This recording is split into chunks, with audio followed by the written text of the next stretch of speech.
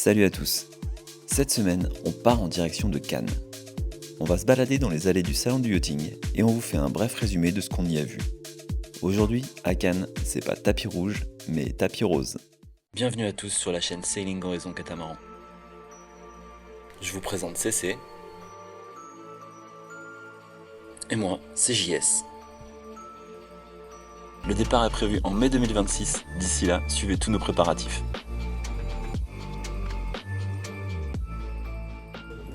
Avant tout, merci à Delta Voile pour nous avoir invités sur le salon. On vous parlera d'eux bientôt et de la garde-robe géniale qu'ils nous préparent.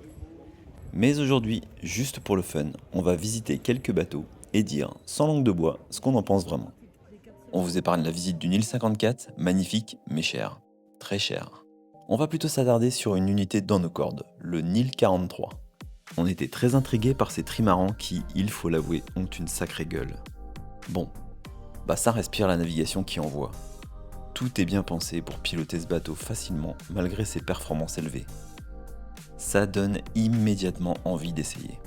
Forcément, il y a une contrepartie. Ce 43 pieds n'est pas l'unité la plus habitable du marché. Une belle cabine propriétaire, mais une seconde cabine ouverte avec un rideau pour s'isoler. Bon, ça, on est moins fan. Cette nouvelle config voit disparaître sa cabine avant, remplacée par une vaste salle de bain. Du coup, 43 pieds, 2 cabines, dont une qui n'est pas fermée donnant dans le carré. C'est donc la définition du bateau d'un couple qui de temps en temps a des invités et qui aime voyager rapidement. Mention spéciale pour cette soute sur une bonne partie de la longueur qui accueille la totalité des équipements techniques, moteurs, électriques, etc. A priori, tout le poids ainsi concentré au centre, c'est un des secrets de la stabilité et de l'efficacité des Nils.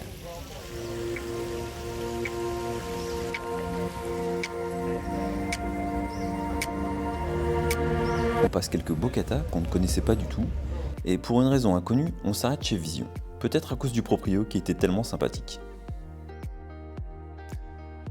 Ce bateau du chantier sud-africain nous a laissé une impression géniale. Pour tout avouer, Vision, nous, on connaissait pas.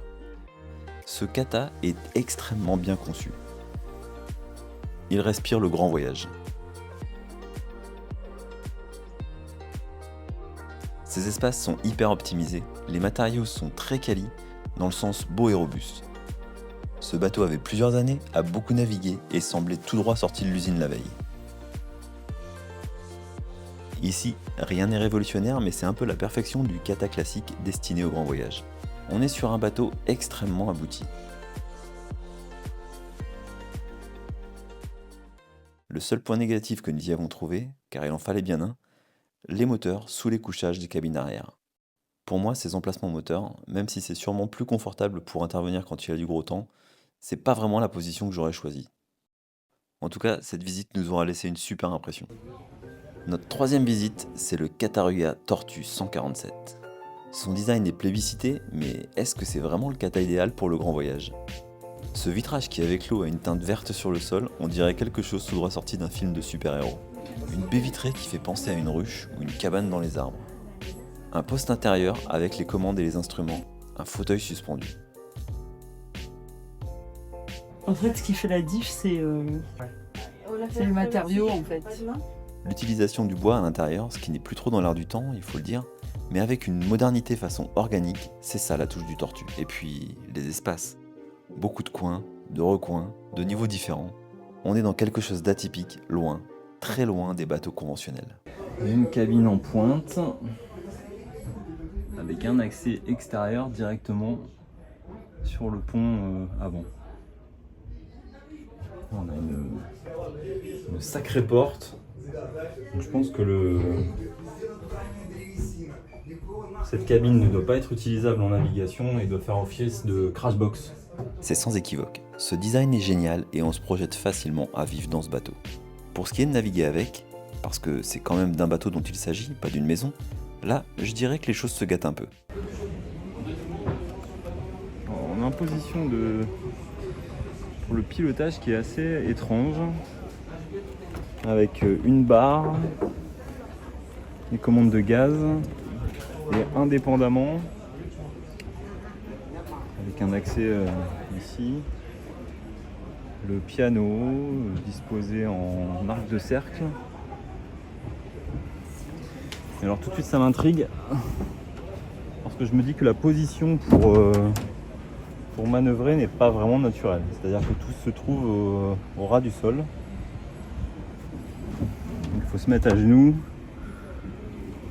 pour travailler sur les éléments.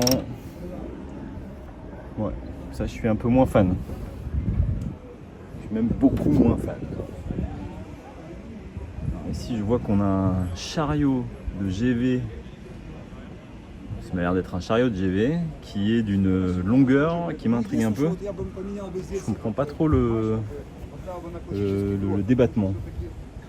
En fait, on va l'envoyer de 30 cm à gauche ou 30 cm à droite. Je suis pas sûr que ça ait un effet quelconque. Ok, le bateau n'est pas annoncé pour être taillé pour la performance. Mais dans certaines vidéos, j'ai quand même entendu parler de chiffres de 8-9 nœuds et pour faire ces 200 000 nautiques par jour. Franchement, avec ce que j'ai vu, j'ai un petit doute. Nous ne sommes pas à la recherche de bateaux performants, et l'habitabilité a un rôle essentiel dans ce qui nous attire dans un bateau. Pourtant, Scata nous laissera finalement plus l'impression d'un prototype que d'un vrai bateau pour naviguer dans le monde. Tout ce qui a trait à la navigation nous semble avoir été relégué au second plan, et ça, ce n'est pas quelque chose que nous pourrions accepter. Pour autant, on espère vraiment que Cataroga aura du succès, car c'est ce genre de chantier et de bateau qui bouge les frontières et il fera évoluer le monde du nautisme. Ok, donc là on est debout et on a une hauteur sous plafond de plus de 2 mètres.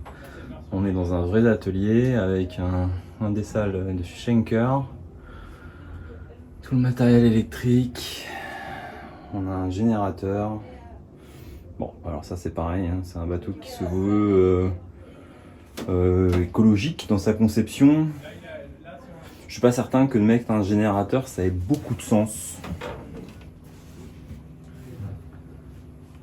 2 multiplus. Oh la vache. Position moteur avant. Alors ça par contre c'est la première fois que je vois ça. Voilà. Vous avez des moteurs Yanmar en position avant. Du coup ça veut dire qu'on a un arbre là-bas. Mon ressenti c'est une finition homemade quoi. Do it yourself quoi. Les gogos, les gogos, les gogos. C'est beau, mais c'est pas pour moi. Je pense que tu me demandes de faire naviguer ça, je fais. Comment qu'on fait? Il y a des choix au niveau de la navigation qui sont super discutables quoi. Cette baume, enfin la voilure, tu sens qu'elle est microscopique. T'as une toute petite baume, t'as un chariot de GV qui est... Tu te vois l'habiter parce que c'est hyper... Bah, c'est fun, c'est super agréable quoi. Une espèce de cocon là. Mais ouais, à naviguer, On l'aura vu, c'est difficile de trouver le bateau parfait. Mais en réalité, le bateau parfait, n'est-ce pas avant tout celui qu'on peut acheter et qui nous emmènera loin? On vous quitte pour aujourd'hui. Dans quelques jours, c'est sortie de l'eau et mise au port à sec du bateau. Sa préparation va commencer avec une multitude de choses à vous présenter. Alors à bientôt sous de nouveaux horizons.